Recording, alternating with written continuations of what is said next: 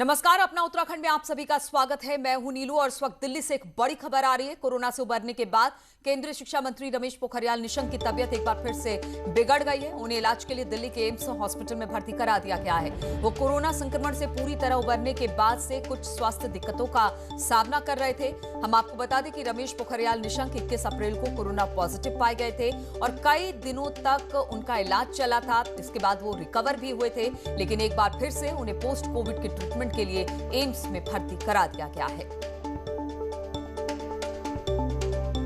बातचीत करने के लिए विनीत इस वक्त दिल्ली से हमारे साथ जुड़ गए। विनीत, कैसी तबीयत है रमेश पोखरियाल निशंक की?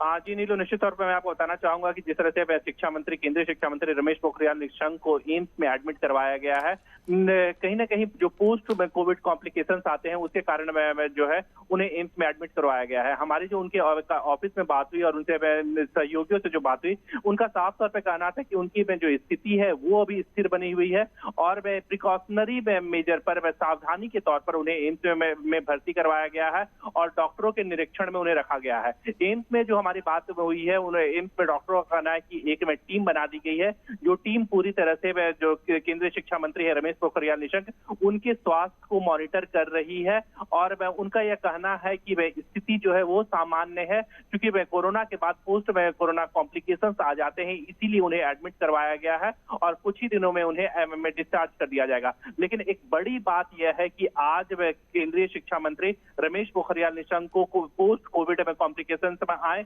कुछ उन्हें दिक्कतें आ रही थी जिसके कारण उन्हें दिल्ली के एम्स में भर्ती करवाया गया है। ठीक है विनीत, तो उनकी तबीयत अभी उतनी बेहतर नहीं है, लेकिन चिंता की भी बात नहीं है। एम्स के डॉक्टर्स भी यही कह रहे हैं और जो उनके दफ्तर के लोग हैं वो भी यही कह रहे हैं कि पोस्ट कोविड सिम्टम से थोड़ी परेशानी हो रही है और इसी के इलाज के लिए रमेश पोखरियाल निशंक को एम्स में भर्ती कराया गया। बहुत बहुत शुक्रिया आपका जानकारी देने के लिए।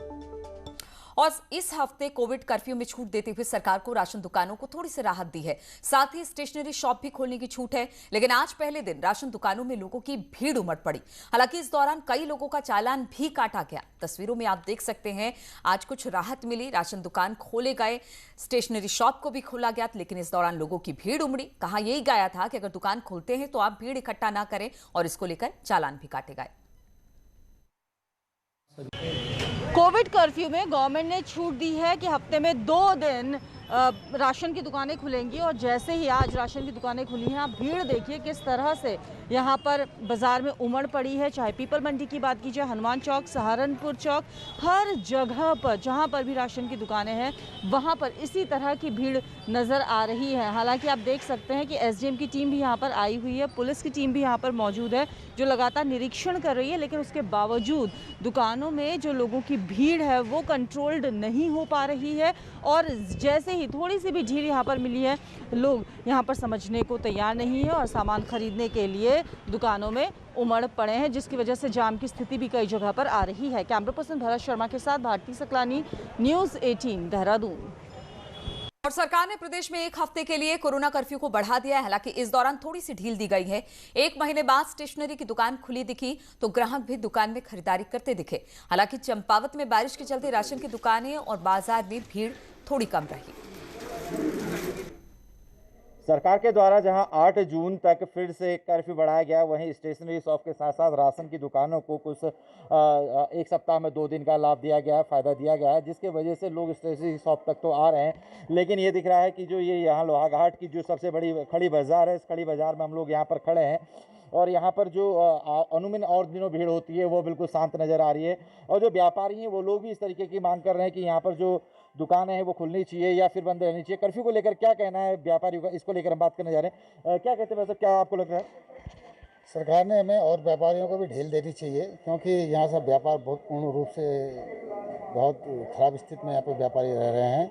क्योंकि जिस तरह से स्टेशनरी राशन की दुकानें खुली हैं, एक आध और दुकानों को भी उन्होंने यहाँ पर खोलना चाहिए, क्योंकि व्यापारी खुद सतर्क है, खुद उसको अपनी सुरक्षा और अपने कस्टमरों की सुरक्षा चाहता है। व्यापारी खुद अपनी और अपने कस्टमरों की सुरक्षा चाहता है, लिहाजा लंबा समय कर्फ्यू का हो चुका है, इसलिए व्यापारियों की मांग है कि अगला जो सप्ताह हो उसमें ये कर्फ्यू में ढील दी जाए और उनकी दुकानें खोली जाएं। कमलेश भट्ट, न्यूज़ 18 चंपावत।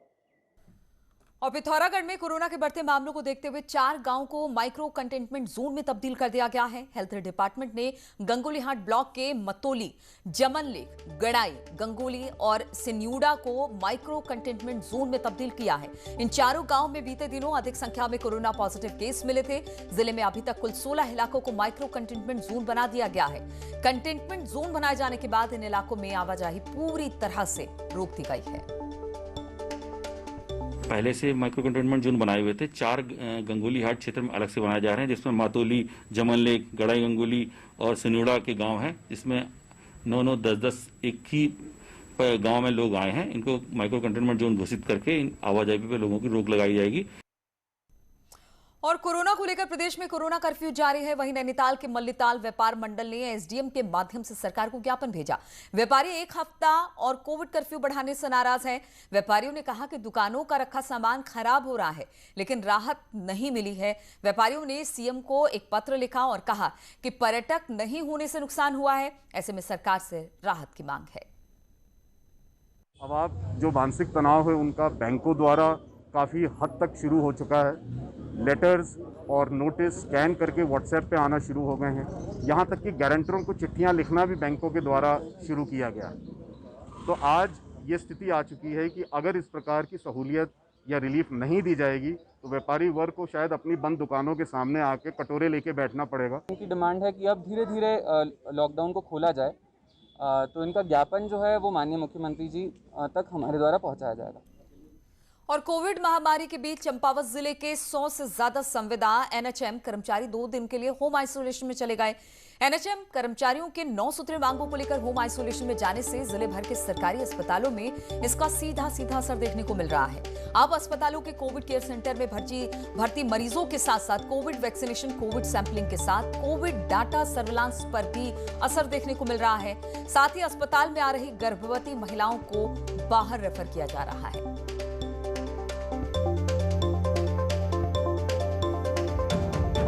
एनएचएम कर्मी जो 9 सूत्री मांगों की वजह से जो है सारे आइसोलेशन में चले गए हैं, जिसकी वजह से एनएचएम के सारे कार्य प्रभावित हो रहे हैं। हमारा सैंपलिंग प्रभावित हो रही है, उनकी डाटा एंट्री का काम प्रभावित हो रहा है, वैक्सीनेशन का काम प्रभावित हो रहा है, हॉस्पिटल में डिलीवरी का काम प्रभावित हो रहा है। हमें डिलीवरी रेफ़र करना पड़ रही है क्योंकि वो ड्यूटी पर नहीं आ रही हैं। आइसोलेशन में सारी सिस्टर एनएचएम वाली जो है आइसोलेशन में चली गई हैं। और कोरोना कर्फ्यू के कारण उत्तराखंड परिवहन निगम को भी नुकसान झेलना पड़ रहा है। पिछले साल भी लॉकडाउन के कारण विभाग को 125 करोड़ का नुकसान हुआ था और इस साल भी कोरोना कर्फ्यू के कारण बसें नहीं चल पा रही है, जिससे नुकसान हो रहा है। 1300 से अधिक बसों के बेड़े वाले विभाग के कर्मचारियों को 5 महीने की सैलरी नहीं मिली है। विभाग का कहना है कि उसे करीब 20 करोड़ रुपए प्रति महीने कर्मचारियों की सैलरी के लिए चाहिए। इनकम जीरो हो जाने के कारण ये संभव नहीं हो पा रहा है। पिछले कोविड में 125 करोड़ का हमें नुकसान हुआ, तो हमने इन सब चीज़ों को लेकर बाद में फिर एक नोटिस भी दिया। हमने शासन में एक नोटिस भी माननीय सचिव परिवहन और एमडी साहब को अपने नोटिस प्रेषित किया हुआ है, जिसमें 19 जून से हमारा जो है पूरे उत्तराखंड के अंदर कार्य बहिष्कार का प्रोग्राम है। तो हम चाह रहे हैं कि 6 माह से हमें वेतन नहीं मिला, कम से कम वेतन की कुछ तो सरकार करे हमारे लिए। उत्तराखंड ट्रांसपोर्ट कॉरपोरेशन की अगर हम बात करें तो हम 5 महीने की जो सैलरी नहीं दे पाए थे, फिर अभी बीच में ऑनरेबल हाई कोर्ट के डायरेक्शंस के बाद में 1 मंथ की सैलरी हम लोगों ने दी है। लेकिन जो लॉकडाउन से पहले की अगर हम बात करें तो 1.6 करोड़ के आसपास का डेली जो हमारी इनकम थी वो बिल्कुल उसमें रिड्यूस हो गई है। रुद्रप्रयाग से खबर लेते हैं, जहां पर कोरोना महामारी को खत्म करने के लिए एक और वैक्सीनेशन और दवाइयों पर युद्ध स्तर पर काम चल रहा है, वहीं दूसरी ओर कोरोना महामारी से निजात के लिए बाबा केदार के दरबार में दुआएं भी मांगी जा रही है। केदारनाथ में मौजूद तीर्थ पुरोहित नियमित रूप से रुद्राभिषेक कर बाबा केदार से कोरोना महामारी को खत्म करने के लिए प्रार्थना कर रहे हैं।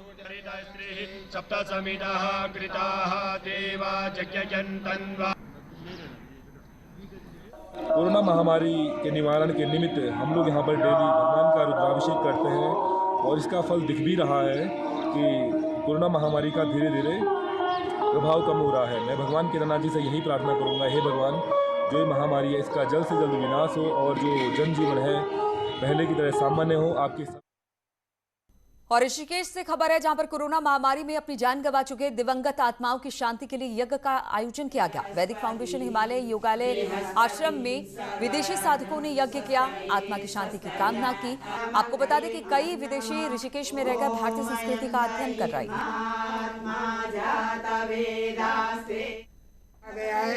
उनकी मृतकों की आत्म शांति के लिए और पुनः भारत में सुख शांति स्मृति की कामना करते हुए आज सर्वे भवन्तु सुखिनः की कामना करते हुए आज योगालय आश्रम में हवन का आयोजन किया गया। और बीजेपी प्रदेश अध्यक्ष मदन कौशिक ने मंगलवार को पार्टी द्वारा किए जा रहे सेवा कार्यों का ब्यौरा रखा। कौशिक ने बताया कि पार्टी ने सेवा कार्य के तहत अभी तक 78 स्थानों पर ब्लड डोनेशन कैंप लगाकर ब्लड उपलब्ध कराए। इस दौरान 10,000 लोगों को राशन भी बांटा गया। उन्होंने कहा कि विपक्ष केवल राजनीति कर रहा है।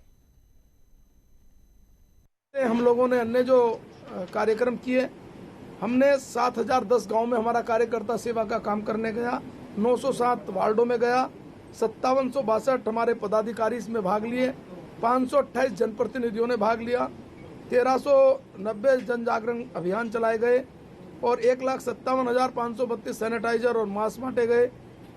4758 जो किट है कोरोना किट वो बांटी गई।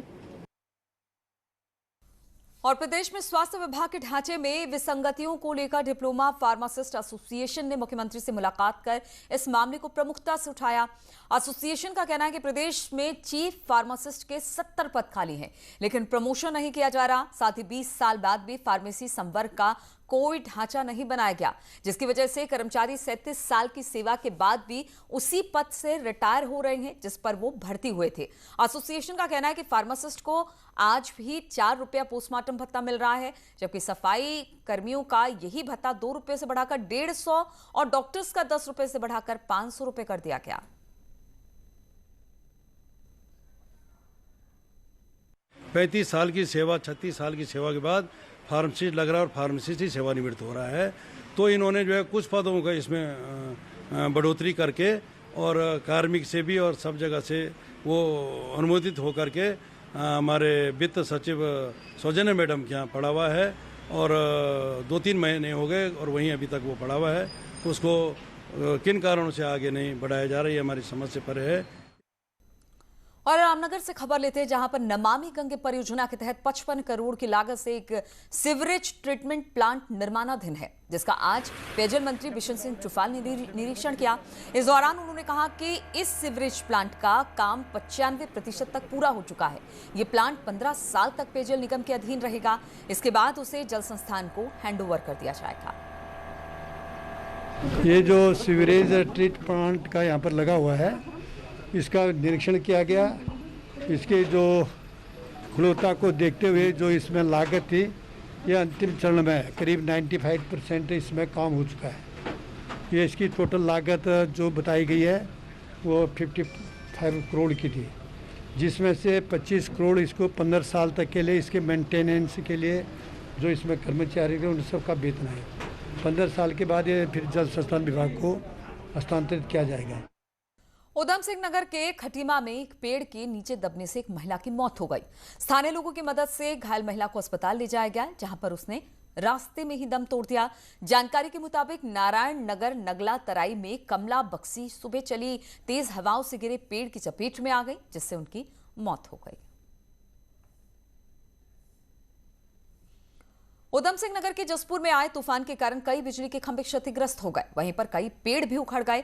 बिजली के खंभे गिरने से कई इलाकों में घंटों तक बिजली बाधित रही। वहीं आंधी तूफान के कारण आम के फसल को भी भारी नुकसान पहुंचा है।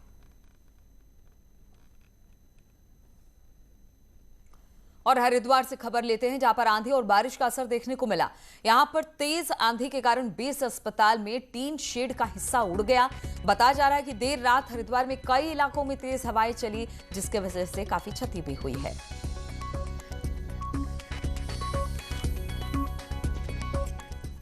और एक तरफ कोरोना की मार, वहीं अब मानसून सीजन को लेकर प्रशासन ने तैयारी शुरू कर दी है।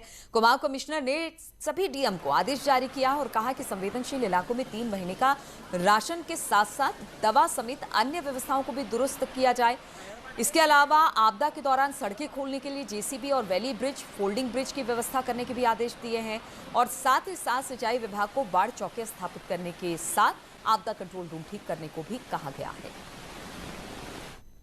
जो लोकल लेवल पे अगर माना कहीं आपदा ऐसी आती है तो कई तरह के जो स्टेक होल्डर्स हैं, डिपार्टमेंट्स हैं, उनके साथ भी डीएम्स को कहा गया, चाहे वो सेना है, आईटीबीपी है, एसएसबी है या लोकल और जो ऑर्गेनाइजेशन है, उनके साथ भी अभी से मीटिंग कर लें और आपदा से संबंधित जितने भी हमारी पूर्व तैयारियाँ हैं, चाहे हमारे इक्विपमेंट्स का दोबारा से ठीक ठाक हालत में रखना है, उनका मॉक ड्रिल करना है। कुछ जिलों ने मॉक ड्रिल पहला कर लिया है, दूसरा करने का प्लान कर रखा है उन्होंने, या नए इक्विपमेंट्स खरीदने हैं, उनको भी अभी सबको कहा गया है कि 15 जून से पहले सारे संसाधन जुटा लिए जाएं। और टेहरी से खबर लेते हैं, जहां पर NH 94 पर ऑल वेदर रोड निर्माण में लगी कार्यदायी संस्था की कार्य प्रणाली पर एक सवाल फिर से खड़ा हो गया है। चंबा में मजयूड और गुलडी को जोड़ने वाली टनल का एक बड़ा हिस्सा गुलडी गांव के पास टूट गया। इससे फिलहाल टनल वाले रोड को बंद कर दिया गया है। स्थानीय लोगों का कहना है कि अभी टनल का उद्घाटन भी नहीं हुआ और इसमें खामियां ही खामियां दिखाई देने लगी। स्थानीय लोगों ने मामले में कार्यदायी संस्था के खिलाफ जांच की मांग की है। वहीं मामले में डीएम ने भी जांच की बात कही है। यहाँ पे हमने एसडीएम साहब आए थे, एसडीएम साहब के पास भी बोला है कि साहब यहाँ पे ये काम जो अच्छा सही नहीं हो रहा है, उसी कारण उसमें एक बीच में एक आदमी भी मर गया था। और फिर भी हमने इनको बोला कि जो पुस्ते लग रहे हैं वो भी सही नहीं लग रहे हैं, क्योंकि ऊपर मकान है और इस पहली बरसात में इन पुस्तों के ये हाल हो गए हैं। कहा है तो हमने नोट कर लिया है और इसको फिर दिखवा लेंगे कि क्यों नहीं बटा है। और रुकेंगे यहाँ पर छोटे से ब्रेक के लिए, फौरन हाजिर होते हैं।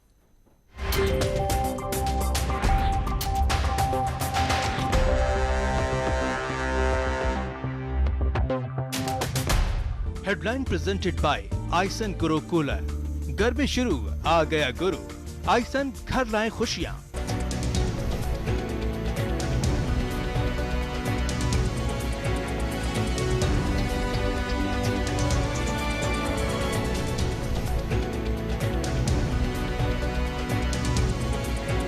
हेडलाइन प्रेजेंटेड बाय आइसन गुरुकुलर। घर में शुरू आ गया गुरु, आइसन घर लाए खुशियां। काम किया है और वो अपने एक्टिंग के टैलेंट से सबको अपना बना लेती हैं। संजीदा इन दिनों भले ही पर्दे से दूर हों, लेकिन सोशल मीडिया की दुनिया से वो बिल्कुल भी दूर नहीं है।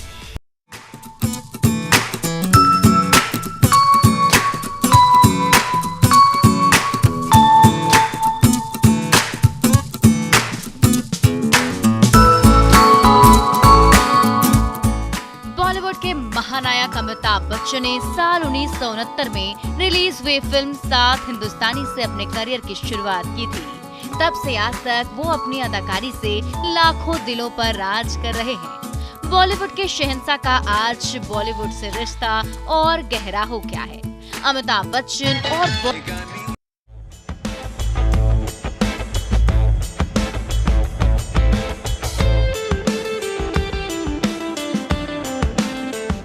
कोरोना वायरस महामारी के बीच कई हस्तियां लोगों से मजबूत और सुरक्षित रहने का आग्रह कर रही हैं। एक्ट्रेस कियारा आडवाणी भी एक मैसेज अपने पोस्ट के जरिए शेयर कर रही हैं। एक्ट्रेस ने अपने इंस्टाग्राम अकाउंट से अपने मालदीव वेकेशन की एक थ्रोबैक फोटो पोस्ट की है, जो उन्होंने क्रिसमस के दौरान ली थी।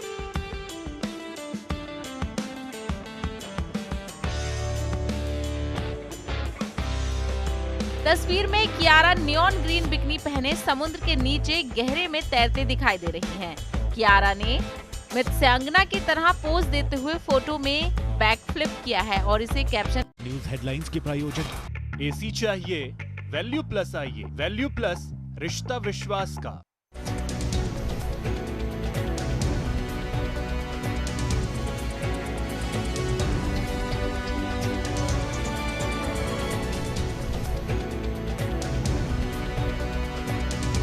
इस न्यूज हेडलाइंस के प्रायोजक एसी चाहिए वैल्यू प्लस आइए, वैल्यू प्लस रिश्ता विश्वास का।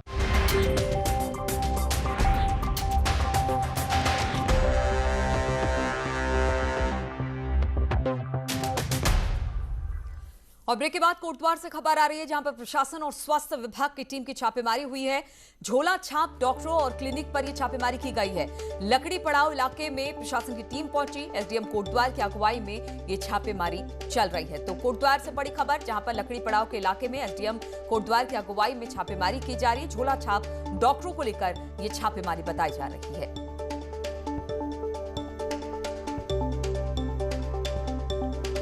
और खबर अल्मोड़ा से लेते हैं, जहां पर कोरोना की दूसरी लहर में भी तेजी से प्रवासी अपने गांव की तरफ लौटे और अब तक जिले में करीब 18,000 प्रवासी लौटे।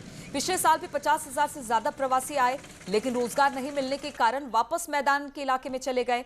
वहीं सीडीओ का कहना है कि सीएम रोजगार, स्वरोजगार सहित अन्य योजनाओं में ग्रामीणों को रोजगार लेकर काम भी दिया जा रहा है और कई प्रवासियों ने इसके लिए आवेदन भी दिया है। अभी तक हमारे पास जो प्राप्त जानकारी है उसके आधार पर लगभग 17,500 प्रवासियों का हमारे पास सूची आ चुकी है। उनमें से कुछ लोगों के द्वारा मनरेगा में भी आवेदन किया गया है और कुछ लोगों के द्वारा मुख्यमंत्री स्वरोजगार योजना के अंतर्गत भी आवेदन प्राप्त हुए हैं और हम उनको नियमानुसार उनको जो है त्वरित उसमें प्रोसेसिंग भी कर रहे हैं इस समय। और कोटद्वार में ट्रैफिक और पार्किंग की समस्या से निजात दिलाने के लिए पुलिस ने कोटद्वार में नया ट्रैफिक प्लान लागू किया। पुलिस की ओर से झंडा चौक से लेकर मालवीय उद्यान तक गाड़ी पार्किंग की व्यवस्था की गई। इसके लिए पुलिस की ओर से NH 534 के बीचों बीच मार्किंग का 2 व्हीलर पार्किंग बना दी गई। नए ट्रैफिक प्लान को फिलहाल ट्रायल के तौर पर चलाया जा रहा है और पुलिस का कहना है कि कोरोना कर्फ्यू हटने के बाद असल स्थिति का पता चल पाएगा। आजकल थोड़ा सा कम हमारा ट्रैफिक का फ्लो हो रहा है, तो उस पर अभी ट्रायल बेसिस पे हमने बीच में पार्किंग का, कई आपने बड़े शहरों में देखा होगा मिडिल पार्किंग करते हैं, तो ट्रायल बेसिस पे उसको शुरू करा है। अगर उसके अच्छे रिजल्ट आते हैं और हमारे जो जाम लगता है ये थाने से आगे और झंडा चौक तक, इसमें हमें सहूलियत मिलती है तो उसको आगे भी जारी रखेंगे। और ऋषिकेश बद्रीनाथ NH रुद्रप्रयाग के खांकरा में बीते 40 घंटों से ज्यादा समय से बंद है। सड़क खोलने के लिए NH की मशीनें लगा दी गई, लेकिन खांकरा के सम्राट होटल के पास लगातार हो रहे भूस्खलन के कारण सड़क खोलने में दिक्कत आ रही है। वहीं राहगीरों को लॉकडाउन के कारण दोहरी मार झेलनी पड़ रही है। NH में फंसे राहगीरों को खाना पानी तक नहीं मिल पा रहा है। ऐसे में फंसे राहगीर ऊंची पहाड़ी और जंगलों से होकर पैदल अपने घर को जाने को मजबूर हैं।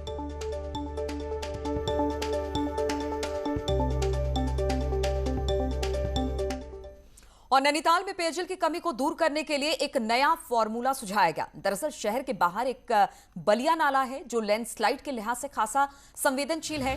IIT के साइंटिस्ट संदीप सिंह ने बलिया नाले से जुड़ी जो रिपोर्ट प्रशासन को दी, उसमें सुझाया गया कि वहां से जो पानी लगातार निकल रहा है, अगर उसको टैप करके वापस नैनीताल भेज दिया जाए तो इससे 2 चीजें होंगी। एक तो बलिया नाले से लैंडस्लाइड नहीं होगा और दूसरा नैनीताल में जो पीने के पानी की कमी है वो भी पूरी कर ली जाएगी। फिलहाल इसका पूरा प्रस्ताव बनाकर नैनीताल प्रशासन सरकार को अपनी रिपोर्ट भेजेगा।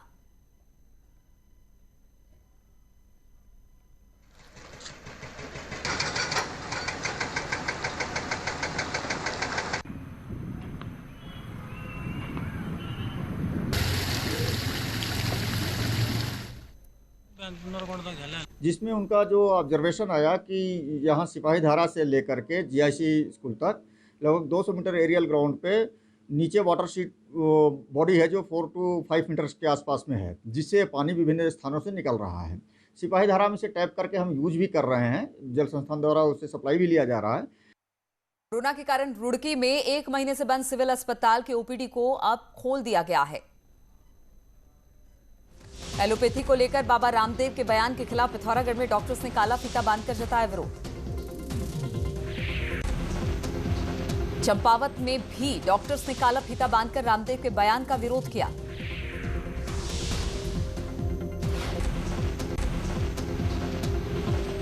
कोटद्वार के झंडा चौक के पास मोबाइल दुकान में चोरी, लाखों का मोबाइल ले गए चोर।